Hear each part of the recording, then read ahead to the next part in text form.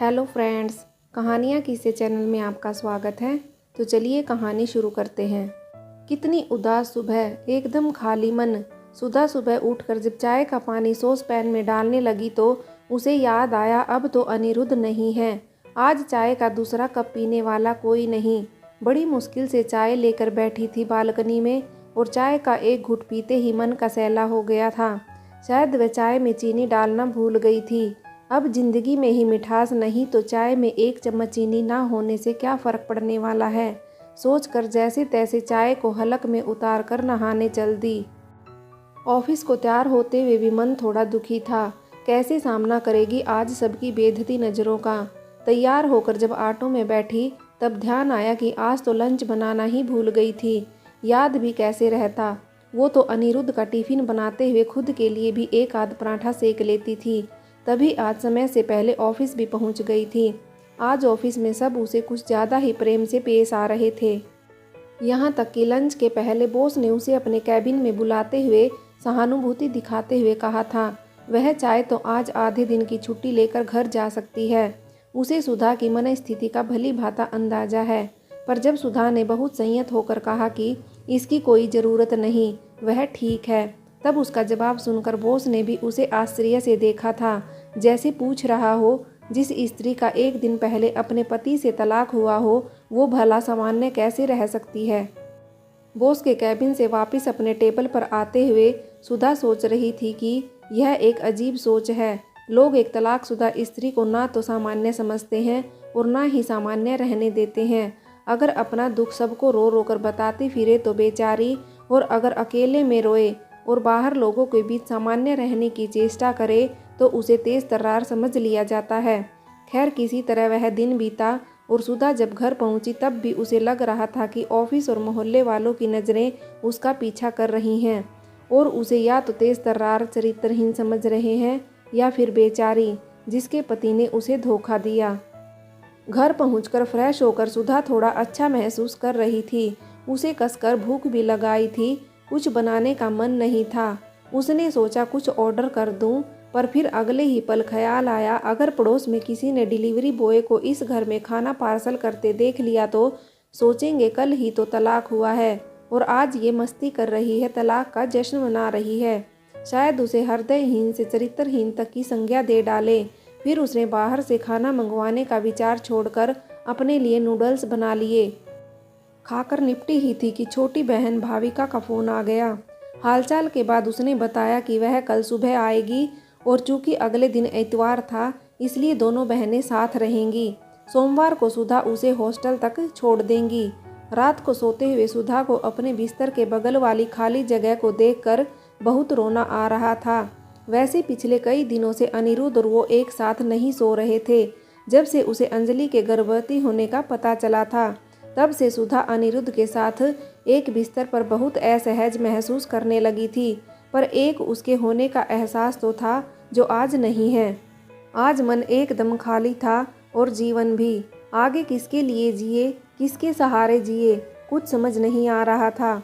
कई बार तो मन में यह ख्याल भी आया कि कहीं उसने अनिरुद्ध से तलाक लेकर कोई गलती तो नहीं कर दी, पर दूसरे ही पल उसका स्वाभिमानी मन जवाब दे देता, नहीं, उसने गलती नहीं की। जिस रिश्ते में प्रेम और सम्मान ना हो और किसी एक साथी द्वारा धोखा दिया जाए उसमें बंधे रहने का कोई औचित्य भी नहीं था। आज सुधा की आंखों से नींद कोसों दूर थी। मन बार बार अतीत के गलियारों में भटक रहा था। 2 साल पहले जब उसकी शादी अनिरुद्ध से हुई थी तब सुधा अपनी किस्मत पर फूली नहीं समा रही थी। अनिरुद्ध था भी एकदम सजीला नौजवान और एक प्राइवेट कंपनी में सीनियर एग्जीक्यूटिव के पद पर कार्यरत होने की वजह से उसके व्यक्तित्व की गरिमा कुछ और बढ़ गई थी। मध्यम वर्गीय सुधा के पिता की बैंक की साधारण नौकरी में घर का खर्चा और दोनों बहनों के पढ़ाई लिखाई से जो बचता वो मकान की किस्त भरने में ख़त्म हो जाता था। ऐसे में अनिरुद्ध जैसे उच्च परिवार का वर्ग जुटाना सुधा के पिता के लिए संभव नहीं था। वह तो सुधा के पिता के एक मित्र ने ही यह रिश्ता करवाया था। आश्चर्य की बात ये थी कि लड़के वालों की तरफ से दहेज वगैरह की कोई मांग नहीं थी, बस चट मंगनी पट ब्याह है। तभी सुधा ने अपना मार्केटिंग मैनेजमेंट का कोर्स ख़त्म ही किया था कि अनिरुद्ध का रिश्ता आ गया। वह आगे नौकरी करना चाहती थी, पर माँ ने कहा, जब इतना अच्छा रिश्ता सामने से आया है तो पहले शादी कर लो, फिर मन करे तो आगे जाकर नौकरी कर लेना। उस वक्त सुधा ने अपनी इच्छा, अपने सपने को परे रखकर इस शादी को निभाने में अपनी सारी शक्ति लगा दी थी। शादी के बाद ही उसको कुछ कुछ आभास होने लगा था कि यह शादी अनिरुद्ध की इच्छा के खिलाफ हुई है। उसके रिश्ते की एक ननंद जाते वक्त उसे चुपके से सारी बात बता गई थी कि अनिरुद्ध किसी और लड़की अंजलि से प्यार करता है, पर वह लड़की ब्राह्मण न होकर नीची जात की थी, अतः माता पिता नहीं माने। इकलौती संतान होने के नाते अनिरुद्ध को उनकी इच्छा के सामने झुकना पड़ा। उस दिन सुधा के सारे अरमान चूर चूर हो गए। हथेली की मेहंदी के रंग तो जस के तस थे, पर उसके चेहरे का रंग जरूर उड़ गया था। सोचा माँ बाबूजी को बताए या फिर अनिरुद्ध से जाकर पूछे कि मेरे साथ ऐसा क्यों किया। एक ख्याल ये भी आया कि अपने प्रेम और त्याग से वो अनिरुद्ध और उसके घर वालों का दिल जीत लेगी और फिर अनिरुद्ध अंजलि को भूलकर पूरी तरह से उसके लिए समर्पित हो जाएगा। अतः बहुत सोच विचार कर उसने यही विकल्प समझ आया कि अनिरुद्ध का दिल जीतने की कोशिश करे। आखिर उसकी ब्याहता पत्नी है सुधा, उसका पूरा अधिकार है अनिरुद्ध पर। सुधा ने कोशिश तो सही शुरू की थी, पर उसकी किस्मत उसका साथ नहीं दे रही थी। सास ससुर तो उसकी सेवा से बहुत खुश रहने लगे थे। कई बार सुधा उनकी आंखों में अपने लिए कृतज्ञता का भाव देखती थी कि जैसे अनिरुद्ध द्वारा सुधा की उपेक्षा किए जाने पर माफ़ी मांग रहे हों। पर सुधा को तो बस एक ही धुन चढ़ी रहती थी कि कैसे भी अनिरुद्ध उसे अपना ले। ऐसी ही एक उदास शाम को सुधा खिड़की के बाहर ढलती शाम को देख रही थी कि अनिरुद्ध ने कमरे में प्रवेश किया। सुधा को यूं उदास देखकर पता नहीं उसके मन में क्या आया। शायद करुणा या सहानुभूति का भाव रहा होगा, जो उसने स्वयं आगे बढ़कर सुधा को गले से लगा लिया। उस रात सुधा के आंसुओं ने अनिरुद्ध तक अपनी सारी शिकायतें पहुंचा दी और अनिरुद्ध ने उसे अपनाते हुए अपने पार्श्व वाली जगह दे दी। शायद आगे चलकर दोनों एक दूसरे को पूरी तरह अपनाकर आगे बढ़ जाते या कुछ और होता, पर जो हुआ वह सुधा के लिए अच्छा नहीं हुआ। अनिरुद्ध का प्रमोशन और तबादला एक साथ हुआ तो सब खुश थे सिवाय सुधा के। लखनऊ से रायपुर जितनी दूर नहीं था, उससे ज़्यादा दूरी तो सबके दिलों में आने वाली थी। जब अनिरुद्ध ने बताया उसका ट्रांसफ़र रायपुर हुआ है तो सुधा की समझ में जैसे कुछ कुछ आने लगा कि ये तबादला अनिरुद्ध ने जानबूझकर करवाया है, क्योंकि अंजलि भी तो रायपुर में ही रहती थी। अनिरुद्ध की पहली ज्वाइनिंग भी रायपुर में ही थी, जहां से दोनों का प्रेम प्रसंग शुरू होकर परवान चढ़ा था। बाद में ससुर जी का जब हार्ट अटैक हुआ था तो उन्होंने जोर देकर अनिरुद्ध को यहाँ बुलवा लिया था। इस बार चूंकि प्रमोशन के साथ तबादला भी हुआ था तो मना करने या रोकने का सवाल ही नहीं पैदा होता था। लखनऊ से निकलते हुए सुधा अपनी सास से लिपट कर ऐसे रोई जैसे माँ से बिछड़ रही हो। सास भी उसे कई हिदायतों के साथ इशारे इशारे में उस कलमुही अंजलि से सावधान रहने को भी समझा रही थी। रायपुर आने पर कुछ दिन तो इतने आराम और हंसी खुशी से कटे कि सुधा के दिमाग से अंजलि का ख्याल एक बार उतर ही गया था। उन्हीं दिनों सुधा की माँ के अचानक निधन का समाचार आया तो सुधा को रायपुर जाना पड़ा। बस उसके पीछे उसके दुर्भाग्य ने सुधा के घर और जिंदगी में प्रवेश कर लिया। माँ के बाद पिता को संभालने और छोटी बहन भाविका की आगे की पढ़ाई कैसे होगी, कहाँ पर होगी, यह विचार विमर्श करने पर सुधा को मायके में लगभग 1 महीने से भी ज़्यादा रुकना पड़ा। इस घोर दुख के दिनों में एक ही बात अच्छी हुई कि सुधा की छोटी बहन का मेडिकल में चयन हो गया और 2-3 विकल्प में से उसने रायपुर मेडिकल कॉलेज को चुनने को प्राथमिकता दी। सुधा के पिता ने थोड़ी राहत महसूस की कि दोनों बहनें एक साथ तो नहीं, कम से कम एक शहर में तो रहेंगी, क्योंकि भाविका तो मेडिकल कॉलेज के हॉस्टल में रहने वाली थी। 1 महीने बाद ही उसकी क्लासेस शुरू होने वाले थे। तब तक भाविका के कुछ दिन और साथ रहने से बाबूजी को माँ के निधन के दुख से उबरने में थोड़ी मदद मिल जाती। पिता के खाने की व्यवस्था पड़ोस में सर्विस वाली आंटी के पास करवाकर और योगा क्लब ज्वाइन करवाकर सुधा भाविका को समझाकर वापस रायपुर को रवाना हुई। घर से निकलते वक्त सुधा को माँ की बहुत याद आई। कैसे वो भाग भाग कर अचार पापड़ उसके बैग में भरती रहती कि बैग का चैन जवाब देने को हो आता था। फिर लाल कपड़े में सिंदूर, चावल, हल्दी और हरी दूब बांध कर उसका आंचल भरती थी। कई बार सुधा हंसते हुए माँ से कहती, छोड़ो ना माँ, क्या है ये पुराने रीति रिवाज। तो माँ समझाते हुए कहती, ये सुहागन का सौभाग्य होता है लाडो, इस लाल पोटली से तेरा आंचल भरती हूँ ताकि तुम्हारा भाग्य सौभाग्य अमर रहे। पर आज सुधा का आंचल भरने वाला कोई नहीं था। चिर सुहागन रहने का आशीर्वाद देने वाली माँ तो चिर निंद्रा में सो गई थी। अब कौन भरता सुधा का आंचल सिंदूर और सौभाग्य से। सोचते सोचते माँ को याद कर सुधा की आंखों के कोर आज भी गीले हो गए। आज सुधा सोच रही थी कि शायद इसलिए उसका सौभाग्य माँ के निधन के साथ ही जाता रहा था। अपने आंसुओं को पोंछते हुए नजर दीवार पर गई तो रात के 1:30 बज रहे थे। पर ना तो सुधा को नींद आ रही थी और ना ही यादें उसका पीछा छोड़ रही थी। रायपुर स्टेशन पर अनिरुद्ध को देखते ही सुधा का मन किया कि उससे लिपटकर खूब रोए, पर उसने किसी तरह खुद को संयत कर लिया। रास्ते में उसकी और अनिरुद्ध की कुछ औपचारिक बातें ही हुई। बीच में माँ के निधन पर जब अनिरुद्ध आया था तब भी उसकी ज़्यादा बात नहीं हो पाई थी। वैसे भी शोक संतप्त माहौल में बात करने का माहौल ही कहाँ था। बीच बीच में कभी कभी अनिरुद्ध के औपचारिक फ़ोन आए थे बस। आज सुधा का मन अपने जीवन साथी से अपना दुख बांटने को आकुल हो उठा था। किसी तरह घर पहुंचने तक का धैर्य रख रही थी सुधा। उस दिन सुधा को अपने घर की चौखट कुछ पराई सी लगी थी। सुधा को घर आने के बाद भी अनिरुद्ध की अतिरिक्त चुप्पी और उसका भावहीन सीधा सा सपाट चेहरा जैसे किसी और ही सोच में डूबा हुआ लग रहा था। रात को भी दोनों में ज़्यादा बातचीत नहीं हुई थी। सुधा के मन में अनिरुद्ध के बदले हुए व्यवहार को लेकर कई सवाल थे, जिसका जवाब उसे अगले दिन अनिरुद्ध के ऑफिस जाने के बाद एक मिलते चले गए। सबसे पहले तो काम वाली राधाबाई ने उसे बताया कि उसके पीछे साहब की कोई दूर के रिश्तेदार की बहन बीच बीच में आकर रह जाती थी।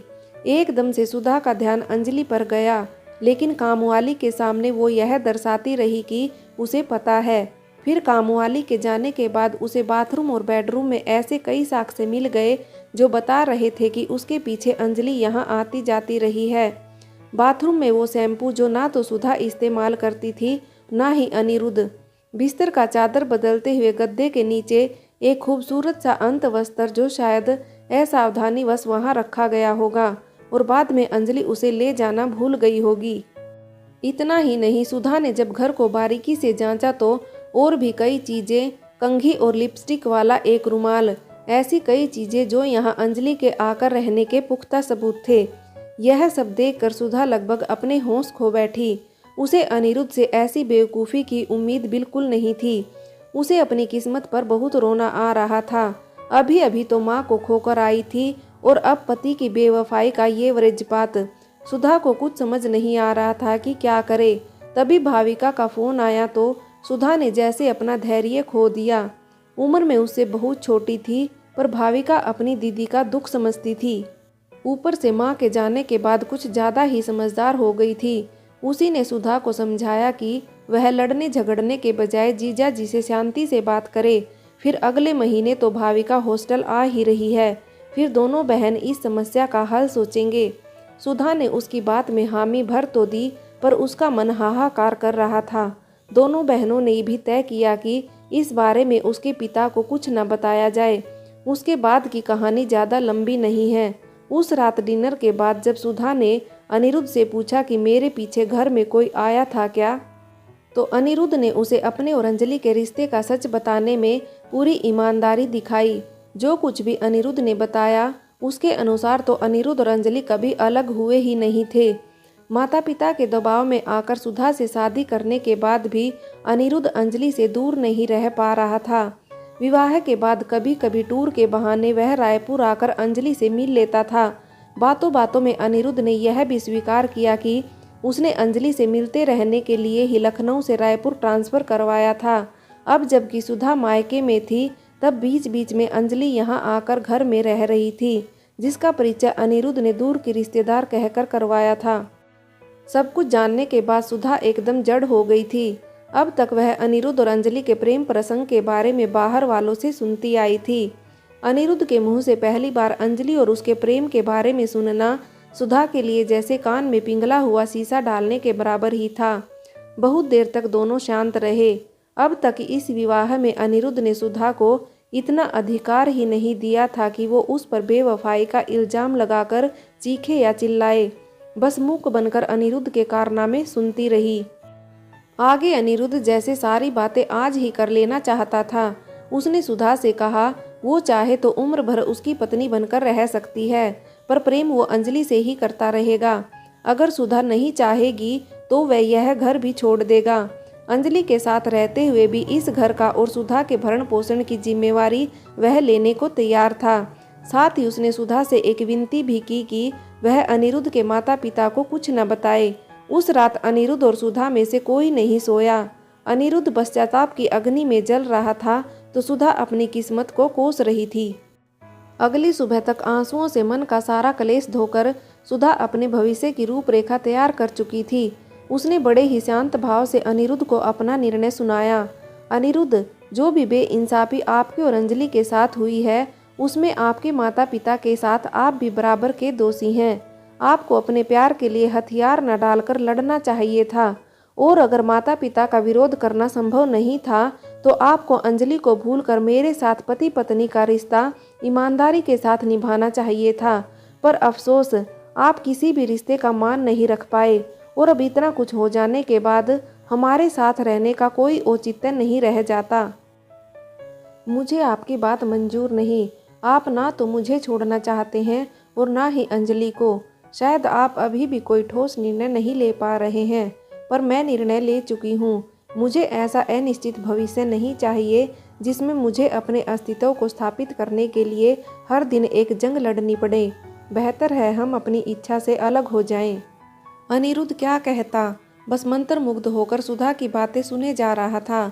अपनी मितभाषी पत्नी को उसने इससे पहले इतना बोलते हुए सुना भी तो नहीं था। उसे अपने किए का पछतावा तो था ही, अब आत्मग्लानि से उसका सर झुका जा रहा था। अब दोनों ने यह निर्णय लिया कि पहले सुधा अपने लिए एक नौकरी ढूंढेंगी, फिर घर, उसके बाद दोनों तलाक ले लेंगे। फिर चाहे तो अंजलि इस घर में रह सकती है, पर सुधा कहीं और शिफ्ट हो जाएंगी। आज अनिरुद्ध सुधा के सामने खुद को छोटा महसूस कर रहा था। उसका मन कर रहा था सुधा से माफ़ी मांग ले और अंजलि को समझा बुझाकर सुधा के साथ अपनी नई जिंदगी की शुरुआत करे। पर अब उसे अच्छे से पता चल गया था कि स्वभाव से धीर गंभीर सुधा कितनी स्वाभिमानी है। फिर वह अपने और सुधा के सुखद वैवाहिक जीवन को लेकर सोच भी कैसे सकता था। उधर अंजलि माँ जो बनने वाली थी। कुल मिलाकर अनिरुद्ध ने अपने जीवन के कुछ गलत निर्णय लेकर अपने साथ सुधा का जीवन भी त्रिशंकु की तरह बना दिया था। इन सब बातों के बीच सुधा ने बहुत ही कुशलता से अपना मान बनाए रखा। पहले नौकरी पकड़ने के बाद जब वह किराए के दूसरे घर के लिए कोशिश करने को हुई, तब अनिरुद्ध ने उसे जबरदस्ती रोक लिया, यह कहकर कि वह इसी घर में रहे, चाहे तो अपने पिताजी और भाविका को भी अपने साथ रख सकती है। ऐसा करके अनिरुद्ध अपनी गलत करनी का बोझ कुछ हल्का करना चाह रहा था। इधर तलाक का निर्णय सुधा के लिए भी आसान कहाँ था। अनिरुद्ध ने भले ही अंजलि से प्यार किया हो, पर सुधा ने तो उसे पति रूप में पूरे मन से स्वीकार किया था। पर यहाँ बात उसके स्वाभिमान की थी, तो यहाँ तमाम विसंगतियों के ऊपर खुद के स्वाभिमान को चुना। कल सुधा और अनिरुद्ध का विधिवत तलाक हो गया था। भरे गले से अनिरुद्ध यह घर छोड़कर अंजलि के साथ रहने चला गया था। मन दोनों का खाली था। अनिरुद्ध सुधा को कभी बता ही नहीं पाया था कि धीरे धीरे साथ रहते रहते उसके मन में सुधा के लिए प्रेम के बीज पैदा होने लगे थे। अंजलि के प्रेग्नेंट होने के समाचार ने उसके जुबान पर हमेशा के लिए ताला लगा दिया। वह सुधा की बहुत इज्जत करता था, शायद इसलिए अलग होकर भी सुधा उसे नफरत नहीं कर पाई। दोनों एक दूसरे के हितैषी बनकर अलग हुए थे, मन में दबी हुई एक चाह लिए हुए कि काश अनिरुद्ध ने कोई ठोस निर्णय लिया होता। सोचते सोचते पता नहीं कब सुधा की आंख लग गई। सुबह उठी तो सर थोड़ा भारी भारी था। चाय बनाने का सोच ही रही थी कि भाविका ने दरवाजे की घंटी बजाई। भाविका के आते ही घर एक सकारात्मक ऊर्जा से भर उठा। चुलबुली भाविका अपनी दीदी को बहुत प्यार करती थी। आते ही दीदी के लिए चाय बनाई, फिर दोनों बहनें बेडरूम में बैठकर चाय पीने ही वाली थी कि भाविका की नज़र बेड के साइड टेबल पर रखे हुए अनिरुद्ध और सुधा की फोटो पर पड़ी। उसने आश्चर्य व्यक्त करते हुए सुधा से पूछा, ये क्या दीदी, आपने अभी तक अनिरुद्ध जी की फोटो यहाँ लगा रखी है? भाविका ने जानबूझकर जीजा जी ना कहकर अनिरुद्ध जी कहा था। अब सुधा भाविका को कैसे समझाती कि कुछ रिश्ते तोड़े से भी नहीं टूटते। भले ही सुधा और अनिरुद्ध में पति पत्नी वाला रिश्ता ना पनप पाया हो, पर साथ रहकर दोनों एक दूसरे को समझने जरूर लगे थे। तभी सुधा के फ़ोन पर अनिरुद्ध का कॉल आया। हालचाल पूछने के बाद उसने भाविका से भी बात की। कुछ औपचारिक बातों के बाद जब अनिरुद्ध ने फ़ोन रख दिया तो भाविका ने महसूस किया कि दोनों को अब भी एक दूसरे की फिक्र है। उसे ऐसा रिश्ता बिल्कुल समझ नहीं आया जिसमें पति पत्नी तलाक के बाद भी दोस्तों की तरह बातें करते हों और दोनों के मन में एक दूसरे के लिए नफरत ना हो। भाविका सुधा से कुछ पूछती उसके पहले ही सुधा ने खुद ही कह दिया, जब दो लोग एक बंधन में बंधते हैं तो यह नियाहत ही मन से मन का बंधन होता है। ना तो विवाह वेदी पर सप्तपदी के भांवरे दिलों को जोड़ते हैं और ना ही तलाक के कागज पर किए हुए हस्ताक्षर दो लोगों के रिश्ते को खत्म कर सकते हैं। सुधा द्वारा कही गई इस गूढ़ बात का मतलब मासूम भाविका को समझ में नहीं आया, इसलिए वह प्यार से दीदी के गले लग गई और अगले 2 दिन सुधा को किसी तरह खुश करने का प्लान बनाने लगी ताकि वो अनिरुद्ध के दिए हुए दर्द की टीस को कुछ देर के लिए ही सही भुला सके। और सुधा, उसने तो स्वाभिमान को चुना था और इस रास्ते चलने की कठिनाइयों से परिचित थी। धीरे धीरे अगले सफ़र के लिए मन को तैयार कर रही थी। अपने कल के सुनहरे भविष्य की नींव सुधा ने डाल दी थी। जहाँ स्वाभिमान हो वहाँ यश को आने से कौन रोक सकता है। उस मानिनी ने अपनी गरिमा बनाए रखने के लिए जो निर्णय लिया था, उस वजह से अब सुधा का भविष्य धुंधला नहीं बल्कि स्पष्ट दिख रहा था। खुद की जिम्मेदारी खुद लेना इतना आसान कहाँ होता है भला। सुधा ने सोच लिया था आगे चलकर वह विवाह जरूर करेगी, पर किसी पुरुष की पहली पसंद बनकर। उसका यही निर्णय उसके स्वर्णिम भविष्य की नींव थी। अनिरुद्ध पर से विश्वास टूटा था उसका, पर प्रेम पर उसका विश्वास अब भी कायम था और उसे यकीन था कि उसके हिस्से का प्रेम उसे मिलकर रहेगा।